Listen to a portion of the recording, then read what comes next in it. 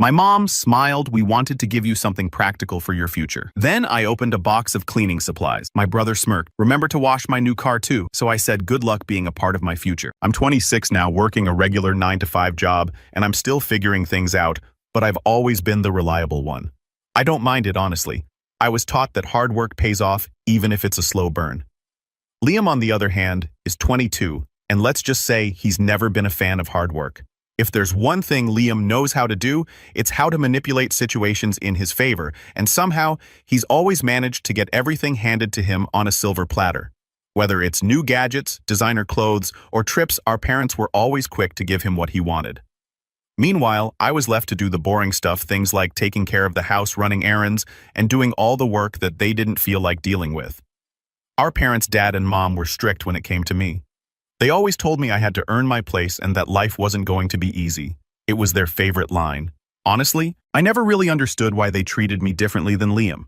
They'd always say they wanted me to be responsible and level-headed, which fine, I get that, but it was always on their terms. If they needed something done, it was me they'd turn to.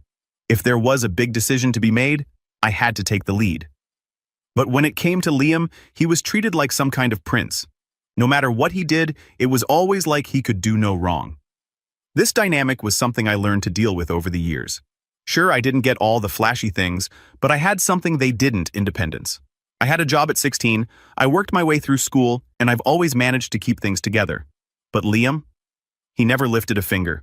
It drove me crazy seeing how they'd bend over backward for him, but things really started to hit the fan around his graduation. It was a big deal for our parents. They made it out to be some kind of grand achievement. Liam had barely passed his classes. I mean, he scraped by. He never put in the effort, but they were so proud of him. And what did I get? Well, you'll find out. The day of the graduation celebration, we had a small gathering. Nothing extravagant, but they sure made it sound like the world was watching. They had a cake with his name on it, balloons everywhere, and all sorts of decorations. It was as if this was the most important day of the year, and for them, I guess it was. I don't want to sound bitter, but it's hard not to when you've been in my position. It was like they were so focused on Liam that they didn't even consider the things I'd done. I kept things running smoothly around the house. I helped pay bills when Dad's job didn't cover everything. I dealt with the grocery shopping, the laundry, and all the other stuff that comes with keeping a household together. And then came the presents.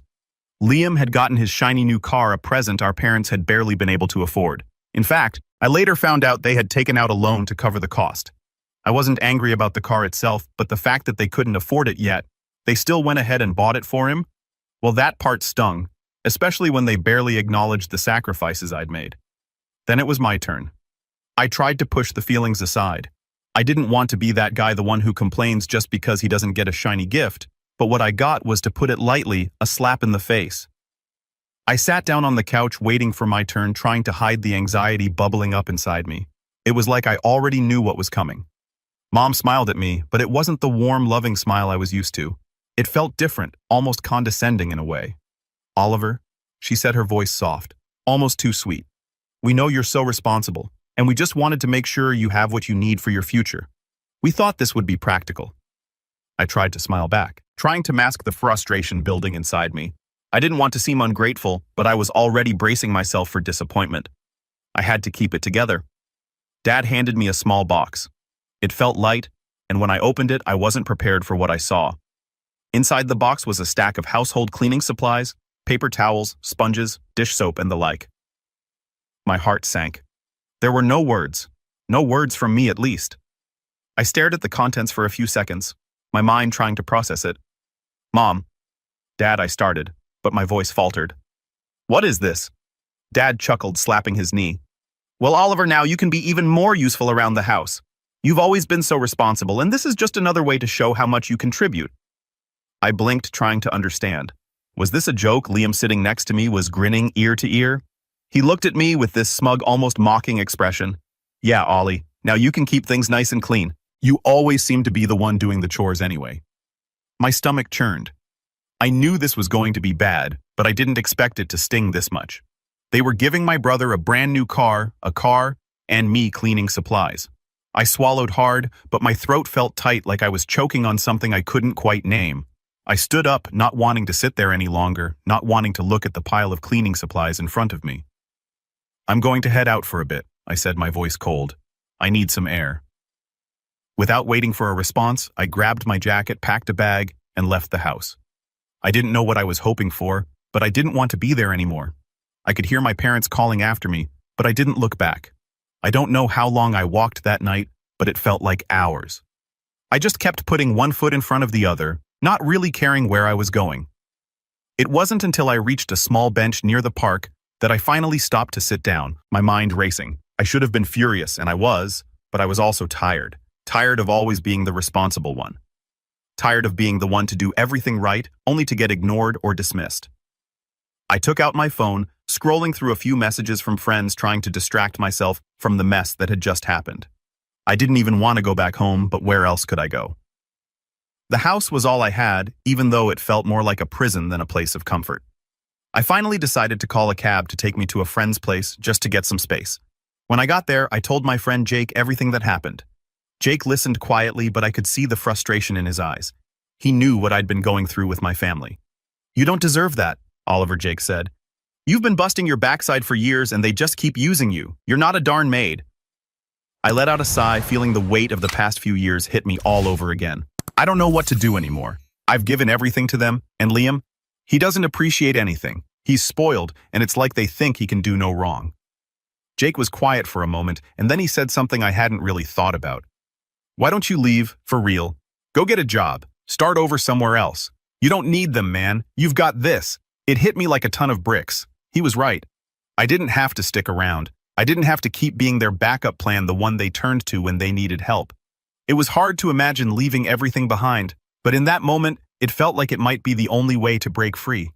I spent the night at Jake's, and when I woke up, I knew what I had to do. It wasn't just about the gift anymore. It was about my entire life, about the way my parents treated me compared to Liam.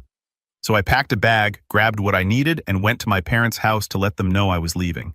They weren't home at the time, which only made the whole situation feel even more like I was walking away from a chapter I could never go back to. When they got back, it didn't take long for them to realize something was off.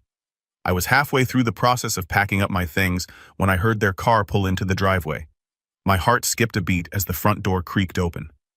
"Oliver," my mom's voice echoed down the hallway, sounding surprised. "Where are you going?" I walked into the living room holding my bag. "I'm leaving, Mom." "What?" Her voice faltered. "Where are you going?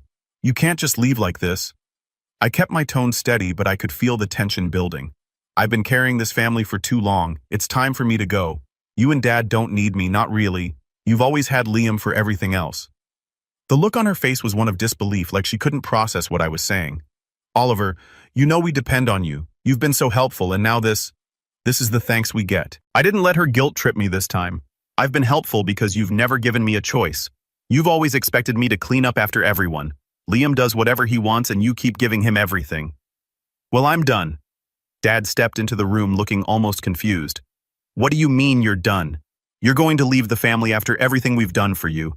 "You've done nothing for me, Dad," I replied, keeping my voice calm. "Liam gets a car and I get cleaning supplies. That's how much I mean to you." Mom's face twisted into something close to panic. "You don't understand. We've been making sacrifices for your future. You're not seeing the bigger picture." I shook my head. "No, Mom. I'm done seeing the bigger picture. You've never seen me. You've only seen what you can use me for. But I'm not doing this anymore." I turned to leave, but Liam stepped into the doorway, a smug expression plastered on his face. "Wow, Oli. Leaving already? Guess you can't handle the family spotlight, huh? I mean, I just got a brand new car for graduation. What do you have?" "A bag of cleaning supplies." He laughed and I could feel my blood boiling. "Shut up, Liam," I said through gritted teeth. "You don't have a clue." Mom shot him a glare but then turned back to me, her voice a bit more frantic. "Where are you even going to go? You can't just leave us like this." I didn't answer her immediately. I simply walked out the door, leaving everything behind. It wasn't until I was in the cab, heading to a small apartment I'd rented that same morning, that I felt the weight of what I'd just done. For the first time in years, I felt free.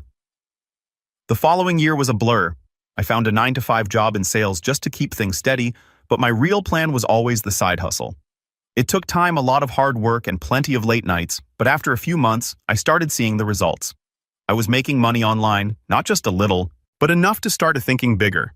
I was no longer dependent on my family, no longer living in the shadow of my brother. But as I started to succeed, that's when the calls started. I had gone from living paycheck to paycheck, relying on my parents, to a self-sufficient adult with financial freedom. I wasn't a millionaire yet, but the sense of independence and control over my life was worth more than anything. It felt like a huge victory every time I checked my bank balance, seeing the numbers climb. But of course, as my success grew, so did the need for my family to reach out. It all started with a text from my mom. At first, it was casual. She was trying to sound like everything was normal. "Hey Oliver, how's the new place? I hope you're settling in well. Have you been able to keep busy with work?" I could tell this was a thinly veiled attempt to see if I'd bite and talk about what I was doing. So I responded, keeping it simple and vague. "I'm doing well, work's keeping me busy, but it's going good." That was it. A couple of days went by before I heard from her again. This time it wasn't just a check-in. The tone was different. "Oliver, your dad and I have been thinking. We're really proud of you. You've always worked hard, and we just wanted to tell you that we're here for you no matter what." I could feel the tension in her words. It was almost like they were testing the waters, hoping to open the door for something more. I knew exactly what they wanted, but I kept my reply neutral. "Thanks, Mom. I appreciate it." A week later, I got another message. This time, it wasn't from her, but from Liam. "Hey, Ollie. Hope you're doing all right. I know things are a bit tense between us, but I just wanted to check in. How's work going? I've been thinking about you." Liam, thinking about me. That was new. He had never cared about anything except himself. I didn't want to be petty, but I also didn't want to pretend like everything was fine. So I replied with the same vague answer I'd given Mom. "Everything's good. Work's going well, and I'm staying busy." A couple of days later, my phone buzzed again. This time, it was my mom calling. I hesitated for a moment, then answered. "Hello, Oliver, honey. It's Mom," she said, sounding almost sweet. "I hope you're doing well. Your dad and I were just talking. We were wondering if you could come by soon. We really miss you, you know. It's not the same without you here." My stomach dropped. It felt like a trap. They hadn't missed me before, at least not in the way they were claiming. It had been months since I left, and all of a sudden, they wanted to act like they cared. I could practically hear the desperation in her voice. "I don't know, Mom," I said, trying to sound neutral, but not giving in. "I've got a lot going on here. Things are different." She was quiet for a second, and I could hear her breathing on the other end of the line. I waited for her response, knowing this was coming. "Well, it's just that with everything that's been going on, we've been struggling a little. You know, with your brother's car and all, and with the bills stacking up. It's been a lot for us lately. We could really use your help." There it was. I knew it. They had been in debt, taking out loans to buy Liam his car, and now they were struggling to keep up. They hadn't thought of how they would manage long-term, and suddenly they were remembering I existed. But it wasn't because they were concerned about me. It was because they needed something. My heart tightened. "I don't know what you expect from me, Mom. I'm not coming back. I've built my life here."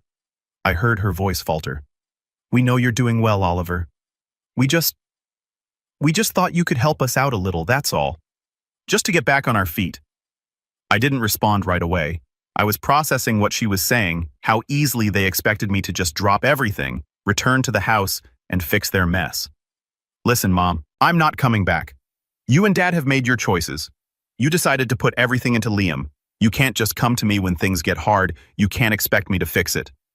There was a long silence on the other end of the line. Then finally my mom spoke, her voice almost pleading. "Oliver, please. We've made mistakes, but we're trying. We really need you." I wasn't sure what I felt anymore. Anger, sympathy, resentment, a mix of all of those. I had worked so hard to get away from that place, and now they were trying to manipulate me into coming back to be their backup once again. "I can't help you," I said, feeling my resolve solidify. "I've worked too hard for this. I'm not going to put myself back in that situation." That was the first of many calls. They came more frequently over the next few weeks, each time more desperate.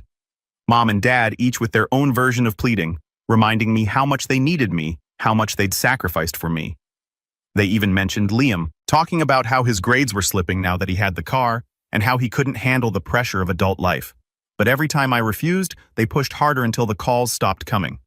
The silence was almost worse than the constant begging. I knew they were upset. I knew they were angry. But that didn't stop me from living my life.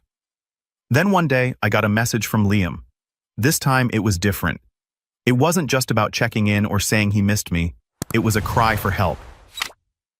Oliver, I need you to help me. Things are getting out of hand. Dad's been really upset lately and Mom, she doesn't know what to do.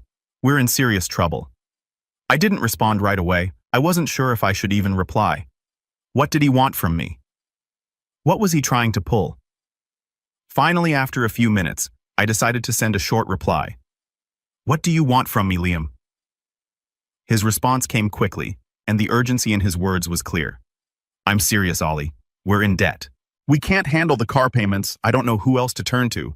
I could feel my heart sink. This wasn't just about them anymore. This was about a family falling apart, and Liam, the one who'd been handed everything on a silver platter, was finally realizing how bad things had gotten. I sat there for a moment staring at the message on my phone, my fingers twitching with frustration. Then I typed out a reply. Liam, you don't get it, do you? This isn't my problem. The words were harsh, but I felt like I needed to say them. It wasn't just about money or material things anymore. It was about principles. I wasn't going to be their fallback savior. They put me in a position where I was the one who had to sacrifice everything. I wasn't going to let them do it again. I stared at the screen for a few more seconds before I added more. You and Dad put yourselves in this mess. I told you guys when I left I was done. I'm not coming back to fix things for you. Don't ask me to. I stared at the message, feeling a strange sense of relief. I had to stand my ground. There was no way I was going to let them guilt-trip me into coming back. Just as I had sent it, my phone rang. It was from my mom. The last thing I wanted to do was talk to her right now, but the call kept ringing, and it seemed like I was going to have to face it. I picked up with a deep sigh. Hello, Oliver, she started, and I could already hear the crack in her voice. She was trying to keep her composure, but the desperation was obvious. I don't know what to do. You need to come back. Your dad, he's not handling things well. He's been so upset, Ollie. I'm just worried about him. And Liam, well, he's not doing well at all. His grades are slipping. He doesn't know how to manage everything. It's just getting worse. I clenched my jaw, my patience wearing thin. Mom, I don't care about their problems. I have my own life now. I told you I wouldn't come back. You chose to spoil Liam and ignore me for years. Now when things are hard, you want me to drop everything and fix it? No. There was silence on the other end of the phone. I could tell she was hurt by my words, but I wasn't about to apologize. Not this time. Mom, you need to figure this out on your own, I continued, my voice growing more firm. I'm not responsible for your financial mistakes. I'm not your backup. Her voice trembled. I'm not asking you to fix everything, Oliver. We just thought maybe you could help us out just a little. It's hard and we don't know who else to turn to. I could feel my temper rising. You thought you could just ignore me when I needed help, and now that you're struggling, you think I owe you. What happened to your perfect family that didn't need me, the one where everything was supposed to be fine, as long as Liam had everything handed to him? Her voice cracked. It's not like that, Ollie. We've made mistakes, but we're trying to do better now. Please, just come home. I felt a bitter laugh rise in my throat. I'm not coming back, and I'm certainly not going to keep bailing you out. You can't just call me when it's convenient for you. You made your choices. Oliver, please. She started, but I interrupted. No. I've heard this all before. I'm not your solution. You want to fix things. Start with Liam. He's the one who's got the luxury car, the one who's never worked a day in his life. You want to know what adulthood looks like? Stop using me as your crutch and figure it out yourself. I could hear her sobbing now, the tears coming through in her words. You don't understand, Ollie. You don't understand how hard it's been, please. I felt the pain of guilt in my chest, but I pushed it away. I couldn't let myself fall back into their trap. I understand perfectly, I said, my voice hardening. But I'm not going to give in. I'm not going to put my life on hold to fix yours. You need to face the consequences of your choices. I hung up before she could say anything else, letting out a long breath. My hands were shaking not from fear, but from the frustration that had been building up over the last few months. They had always seen me as someone who could be manipulated, someone who could be pushed into action whenever they needed me, but not anymore. I knew it wouldn't be the end of it. I knew they'd try again. My mom had always been persistent when she needed something, and my dad was the type to sulk and try to guilt-trip me. But I wasn't going to give in. I had worked too hard to get to where I was, and I wasn't going to let them drag me back into that life. About a week later, as I was getting ready to leave work, I saw a notification pop up on my phone. It was from my dad. We've been talking, and we've made some changes. We're sorry for how things have been. Your mom and I, we just want to help you. We miss you and we need you. Please, Oliver, come home. Let's fix things. We'll work together. I stared at the message, my heart hammering in my chest. I wasn't sure what to feel. A part of me wanted to be angry, but another part of me wondered if they truly meant it. I didn't respond right away. Instead, I sat there in my apartment replaying everything in my mind. The way they had treated me. How they had never shown a fraction of this supposed love when I needed it. Now, after everything, they were suddenly begging for my help. I wasn't buying it. A few days passed and I didn't hear from them again. I started to think they might have finally given up. Maybe they had learned their lesson. Maybe they realized that they could no longer rely on me, that I wasn't their emotional bank account, their last resort. Then another message came, but this time it wasn't from my mom or dad. It was from Liam. "You're really going to leave us hanging like this? What's the point of family if you don't help when we need it? You've been selfish, we're struggling, and you're just going to let us drown. I thought you were better than this." There it was again, the manipulation, the guilt, the same old tactics. I wasn't surprised that it was Liam this time. He had always been the one to play the victim when things didn't go his way, the one who thought the world should revolve around him. But this time, I wasn't going to let it work. I sat down, typing out my response slowly, making sure every word hit the mark. "You don't get it, Liam. I'm not your backup and I'm not your savior. You're the one who always gets everything handed to you, and now that things aren't perfect, you want to blame me for your problems. I don't owe you anything. You're grown just like I am. It's time you learn to stand on your own 2 feet. You've had your life handed to you on a silver platter, and now you want me to come back and fix everything? That's not how this works. Don't ever contact me again unless you're ready to be honest about what you've done."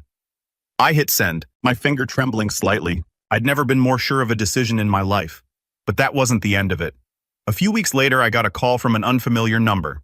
I almost didn't pick it up, but something told me I had to. When I answered, it was my dad on the other end.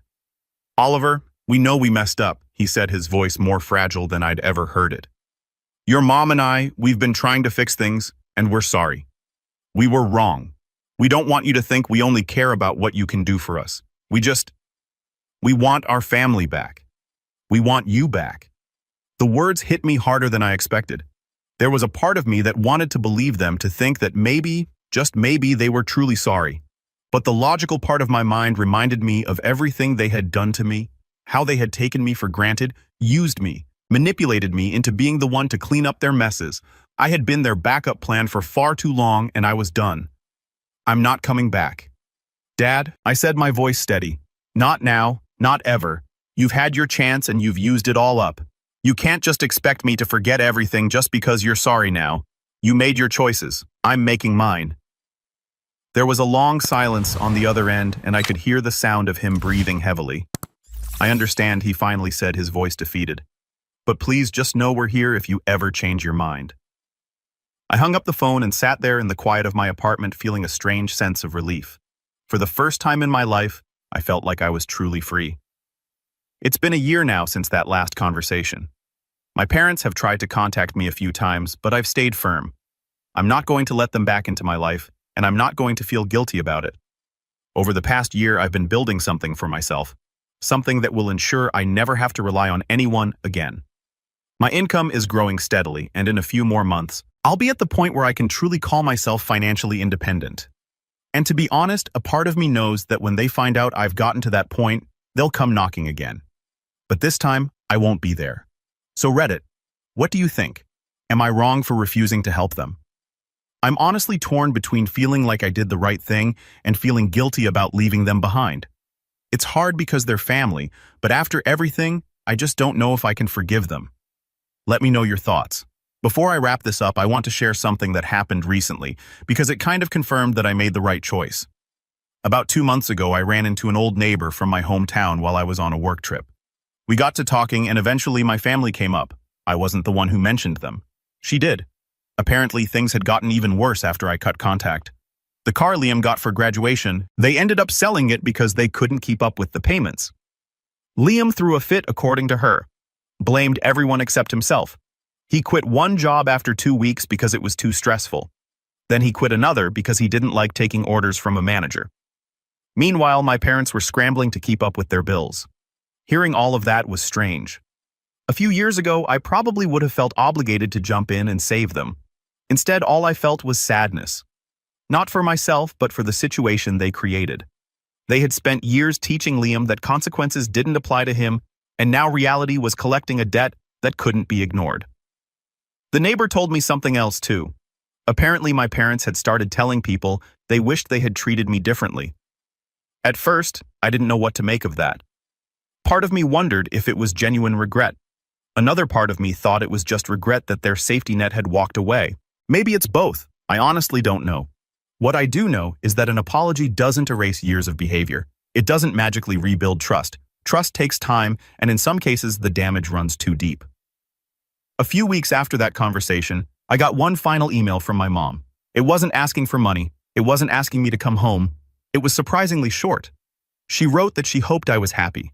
She said she was sorry for not appreciating me when I was there. She admitted they had expected too much from me and too little from Liam. Then she said she understood if I never wanted to speak to them again. I read that email 3 times. Then I closed it. I didn't reply. Maybe that makes me cold.